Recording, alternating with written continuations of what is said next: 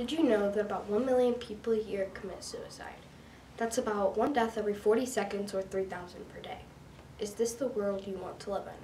Because this is definitely not the world I want to live in. Now I want you to imagine on the local news, you never heard a high school student has taken their own life. Imagine in 6,909 languages the word suicide, jujatsu, born was never invented. That is the world I want to live in. On the social scale speaking, suicide affects grieving family members and friends with a range of complex grief emotions, including guilt, anger, abandonment, and many more.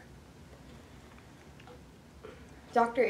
Alexander Pittman of the University of College of London found that individuals grieving the loss of a loved one who committed suicide were 65% more likely to commit suicide themselves.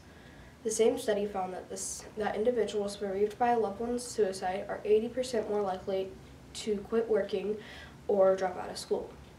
For each suicide, there are estimated between 6 and 32 people considered a survivor.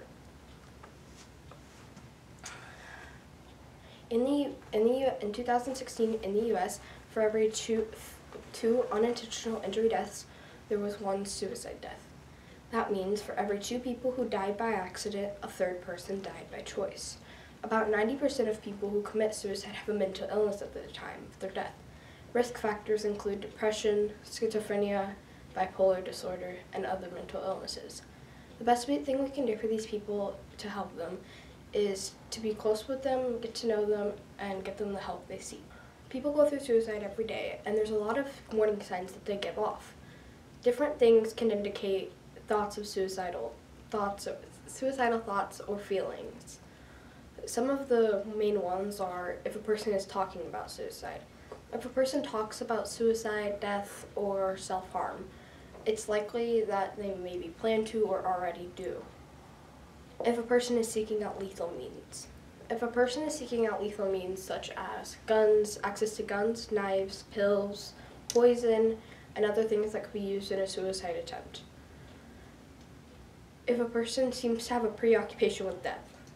Things like writing poems or stories about death or dying, or writing songs or lyrics, or things that could show thoughts or signs of suicidal thoughts.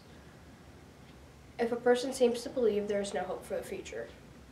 Thoughts of helplessness, hopelessness, and basically no hope to go on with life. Like no one's there for them and no one's going to be there for them.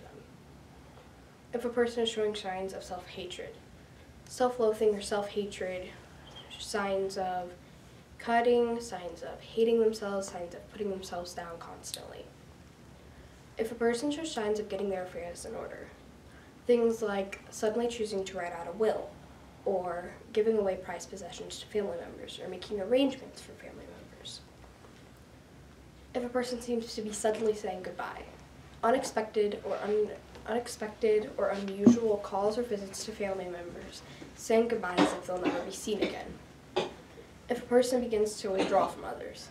If a person begins to withdraw from others, like socially isolating themselves from social interaction, or seeming like they don't want to be around anyone. If a person begins to exhibit self-destructive behavior. A self-destructive behavior can mean things like reckless driving or excessive alcohol or drug abuse.